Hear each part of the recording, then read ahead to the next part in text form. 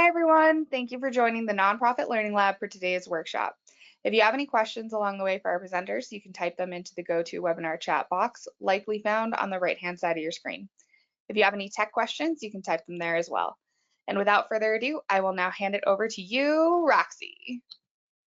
Awesome. Okay, well, hi everyone. Thank you for joining. I'm Roxy, and we're gonna unlock the power of visual storytelling for impactful communication. And I know it's early, so let's unpack what that means. What did I just say? I want you to think of the last time that you were either in an interview or giving a talk or just having a conversation with someone where you really wanted to influence the outcome. You wanted to land a new donor, you wanted to get the event space you wanted to bring someone onto your team, whatever it may be, right? And in doing that, we know because of the psychology of colors that we can influence the way people feel, not only from what we say and how we talk, but how we look and what colors we're wearing. So that's a pretty big promise to say you can get what you want based on what you're wearing, but we're going to break it down. That's what we're going to talk about here today.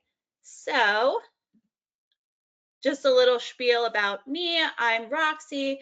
I like to say that by day, I'm an art director. By night, I am a nonprofit underdog cheerleader because I am also a graphic designer and consultant for nonprofits. I am on the board of 2 different nonprofits here in Chicago. I'm the founder of Hearts to Headlines, which you'll hear a little bit about at the end. And most importantly for this talk, I am a color nerd. I love everything there is to know and understand about different colors, what they mean, how they make us feel, and most importantly, how to utilize that, how to incorporate that into presentations and talking and bring that influence to use. And just a quick plug for ACN, that's the Association of Consultants for Nonprofits. This is a great source that, well, I'm one of them, but this is a great source for any nonprofit that is looking for consultant help for stuff such as what I do, or as well as any of the other consultant specialties. So feel free to check them out if you need any help with your nonprofit. So what are we here to do? I'm going to cover the what, the how, the why. What is neuromarketing? What is the psychology of colors? How do we use it? How is it benefiting us? Why do I care? Why is accessibility important? And then most importantly, stick around to the end because we want to find your confidence color, what color you should be wearing. And your confidence color is the color you can be confident in knowing it is positively influencing those around you. I'm going to say that one more time. Your confidence color is the color you can be confident in knowing it is positively influencing those around you. All right. I can't see any of you, so I'm going to assume you're all nodding your heads, and let's dive in. Let's do this. So I'm Roxy. You already know that. What you may not know is I love patterns. I wear patterns all the time. And the reason I'm saying this is so that some of you who also like patterns know that I was just as disappointed when I learned this, because patterns are bad for business. Patterns are bad for business for 3 reasons. Number 1, it becomes you versus your outfit. So it is human nature to be drawn to patterns. That's why a lot of us like to wear it, because patterns are interesting, exciting, eye-catching, but patterns in our brain compute as puzzles. And what do we do when we see puzzles? We try to solve them. So when you're talking to someone, their brain is focused on the pattern on your shirt, the pattern on your tie, whatever you're wearing that incorporates patterns. They're not remembering your name, your face, your mission, what you're talking about. They're focused on the patterns. And this is all happening subconsciously. You're going to hear me say that a lot. Subconscious, influence, feelings, because we know that this is all happening underneath the surface. And something that happens when we solve puzzles is you can feel emotions of being overwhelmed, overstimulated, anxious. And who wants to walk away from a conversation being like, wow, that person made me feel so stressed, right? These are never conscious thoughts people are going to have, but we know that patterns create these feelings of stress, anxiety, and that's not something you want to experience when you're talking to someone, right? Which goes right into number 3, which is everything we're going to be talking about here today in the next 20-30 minutes, is we know that colors are associated with an emotion. So if you're wearing the wrong color, or you're wearing a lot of color, or you're wearing layers of colors or anything like that, we could be sending the wrong message. And if we're sending the wrong message, then people are not going to feel as invited, as included in that conversation as we may want them to. So the psychology of colors is just one tactic within neuromarketing. What is neuromarketing? Neuromarketing is just the study of how we react to different stimuli in the marketing world. So that is touch, taste, sense, smell, sight, all of your senses at work. So instead of someone saying, I want you to join my organization, I want you to buy my product, how are we using our senses? One of them being color, the things we see. How are we using our senses to influence people's purchasing decisions, buy or joining decisions? How are we influencing how they feel about something based on our senses, not just the words we're saying? So don't take my word for it. Let's talk about where you see the psychology of color in action every day in your life. And this is where I like to do like a little public service announcement, because I get a lot of oohs and ahs or oh no's or oh craps, you know, like this, this might shock some people, but the answer is everywhere. You are constantly influenced by color and you may not even know it. So perfect example, fast food restaurants. You will see the colors orange, yellow, and red more than any other colors. Orange is affordability, creativity, enthusiasm, because who doesn't want to be enthusiastic about the food that they know they can afford? Yellow is the color for freshness, organic, cleanliness, and who doesn't want to think that their food is clean and organic as they're ordering an overly processed cheeseburger? And then red is a stimulating color. It creates feelings of desire, urge, impulse. So you might be saying, I'm not getting those extra fries. I don't need a side of fries. If you get the fries, it's probably because of the interior design using a lot of red, or the drive-through really honing on those red colors to impulse, to lean on that impulse and that desire for fries. So if you walk into your grocery store and you go down the cleaning aisle, you will see 3 colors more than any other colors. That's green, yellow, and blue. So we already talked about yellow, freshness, organic. And what is that scent that they always put on top of cleaning products? Lemon. Lemon, why not chocolate? Why not pizza?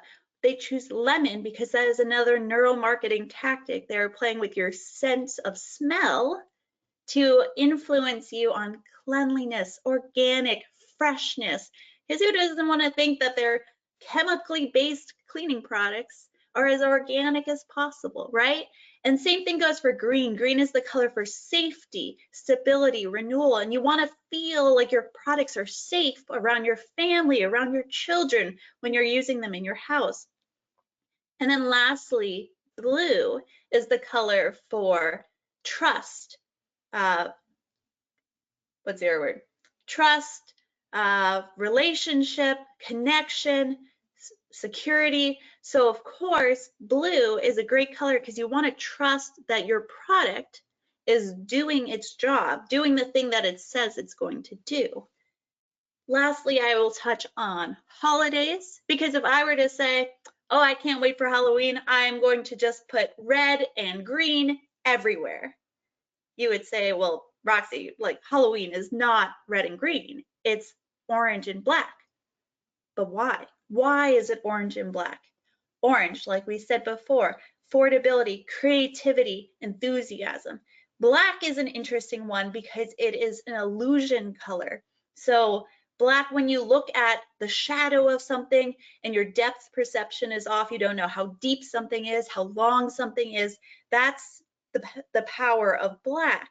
So a lot of women like to wear black because they say it's a slimming color, but it's really because it is that illusion color that it harnesses this power of unsure depth, right? So it has some benefits to it, and you can think about how you want to incorporate what people are seeing in what you wear when you choose these colors.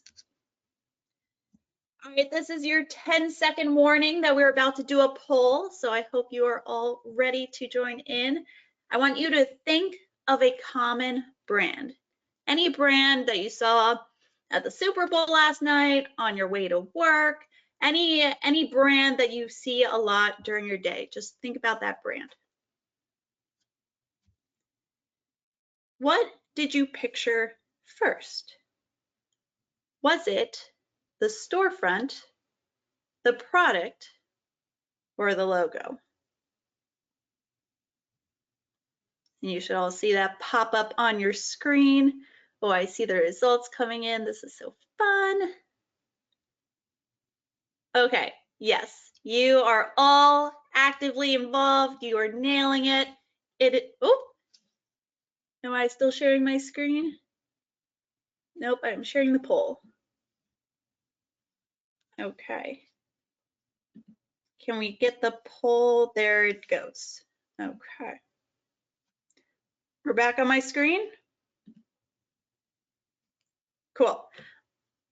You nailed it, right? It is the logo. Why do we think of the logo when we think of a brand?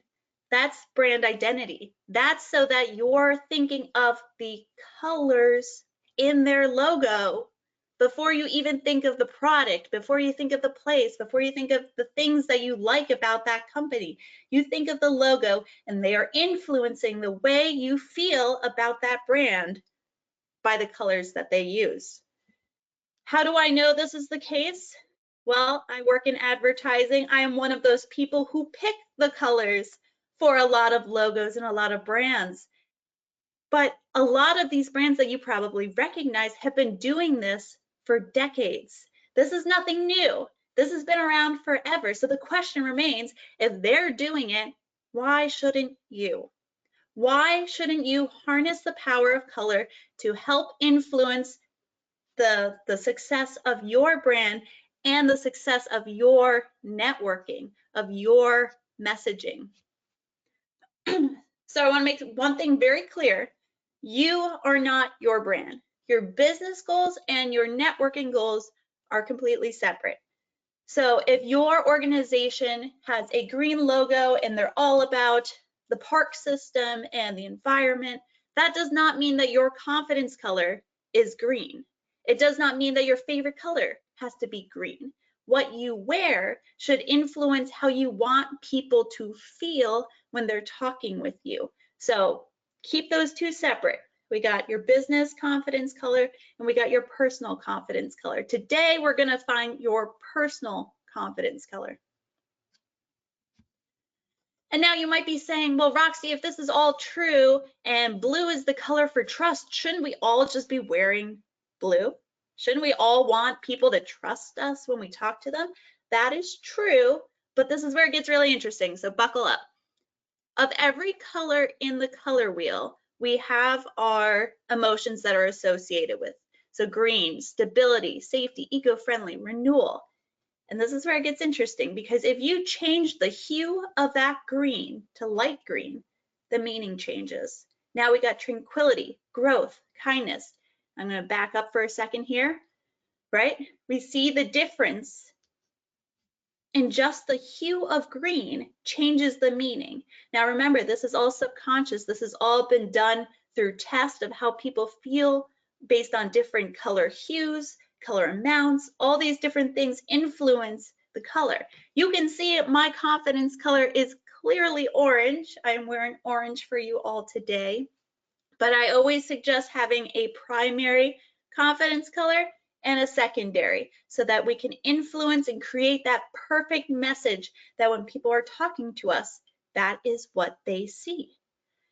And there are 3 ways that you are going to do this, okay? Is the 3 houses of color: how dark, how much, and how complex. When we talk about how dark, every color is on a spectrum, right? We got the light side and the dark side. The darker the color, the more grounded it feels. Grounded being established, secure, safe, foundational. That's on the darker side. And on the lighter side is anything that is truthfulness, trust, refreshed, renewal. If a balloon were taking off into the sky and you feel light and airy, that is on the lighter side. So think about with your brand, when you're talking to people and you walk into a room, do you want to be more established? Do you want to have that established presence? Or do you want to be that new voice in the room, that refreshed new look on any sort of idea? Then we have how much. So we have our shirt, we have our pants. In a webinar situation, you're only seeing this part of me. So how can I utilize everything to influence my messaging better? Well, you might notice I've got blue glasses on, I've got orange earrings on, I have blue nails. You might not even notice that you have been influenced by these little subtle color additions. The amount of times that people will say, "Oh, I love your nails." They don't love my nails. I'm wearing bright fluorescent orange nails in the middle of winter. They noticed my nails. That's the important difference. They noticed my nails because I would rather dress and accessorize with intention than to be fashionable, right? I'm going to say that one more time. Dress with intention rather than to be fashionable. Keep the fashion for your family picnic, for going out with your friends, but when we are showing up to present our business, to present our organization in such a way, we want every angle that we can to influence, to help, to support our cause, to support our message. So lastly, and you don't have to start here, this is something you kind of work up to, is how complex. Because you can take something like a very light, calming sky blue and match it with a loud orange color. And now the message changes, right? Now you're saying, "Hello, I'm excited to be here, but I am approachable. Come talk to me." Or you can really hone in on those grounded colors, stable, sophisticated, foundational, established, right? If we're focusing on the darker colors, then we're really honing in on those feelings of being grounded. And then lastly, you can also match a pop of color with something that is neutral, because tans, grays, beiges, they don't really elude a lot of color, a lot of emotion. So we can match that with a pop of color so the focus is there. And this goes for women and men, right? How we dress our suits, how we dress our ties, how we accent all of our outfits affect how people feel when they talk to us.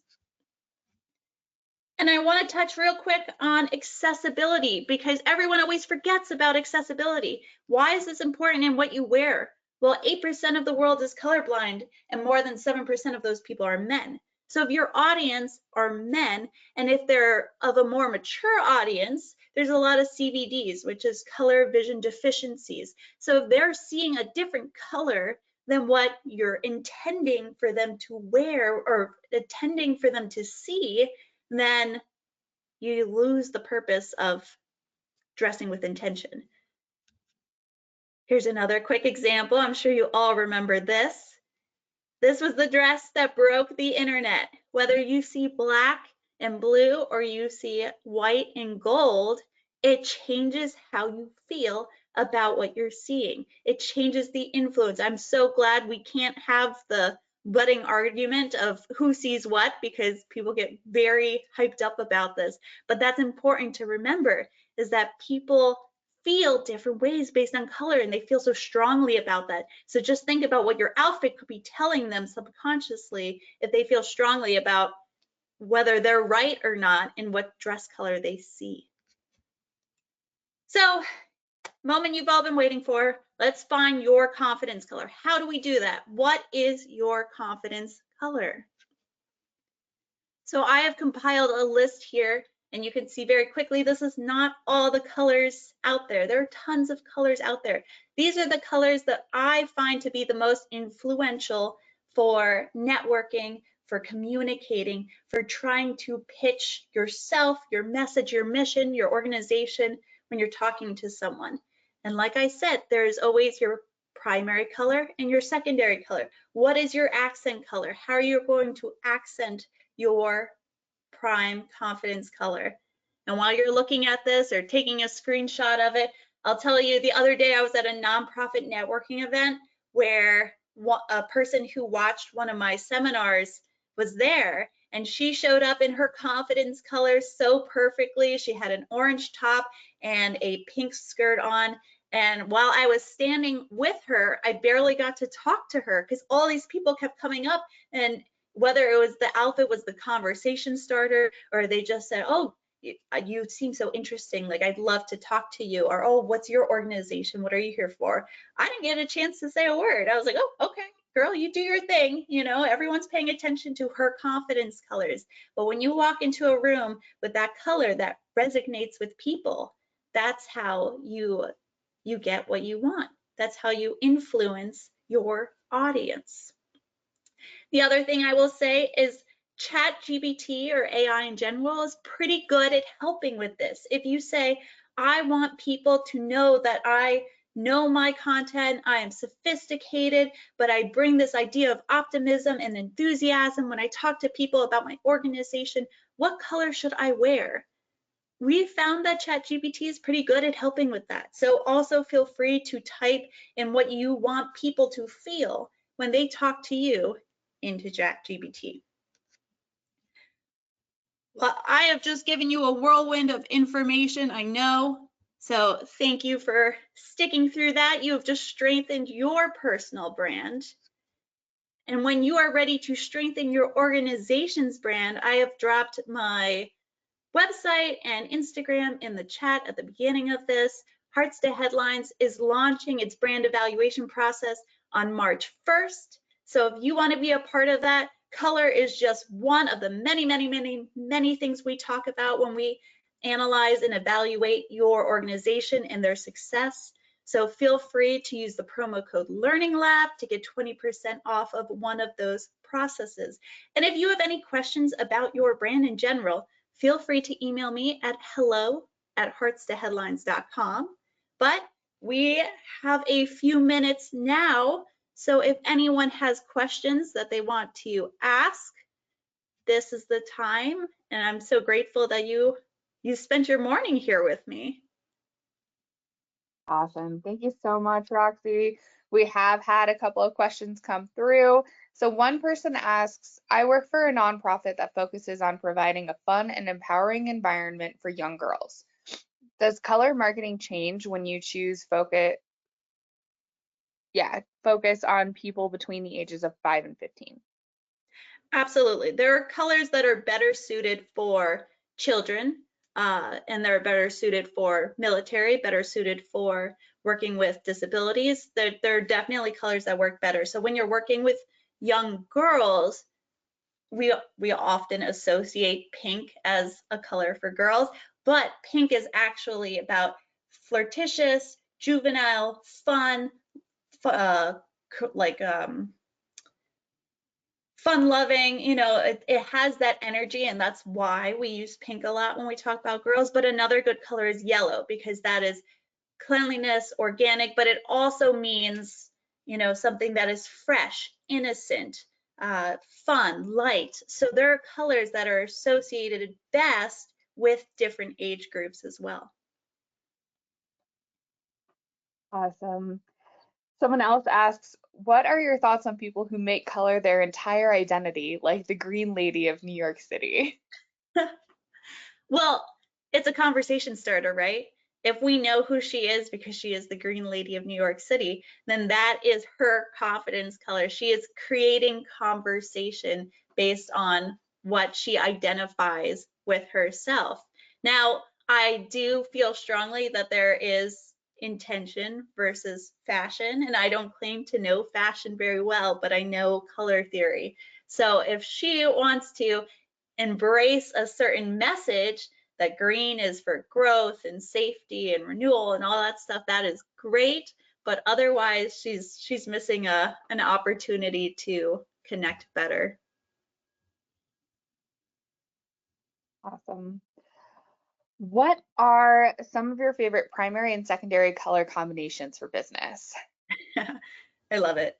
Um, so weirdly enough, one of my favorites, but it doesn't match my messaging, is purple and yellow, because you got that really strong contrast of purple being sophisticated, regal, what's another word for it? Sometimes you can get into spiritualism with purple. And then when you match the fun loving freshness of yellow, that's a really powerful statement. So that's one of the examples where you can take contrast colors that are on different messaging, different sides of the spectrum, and combine them to meet in the middle to make this really interesting conversation.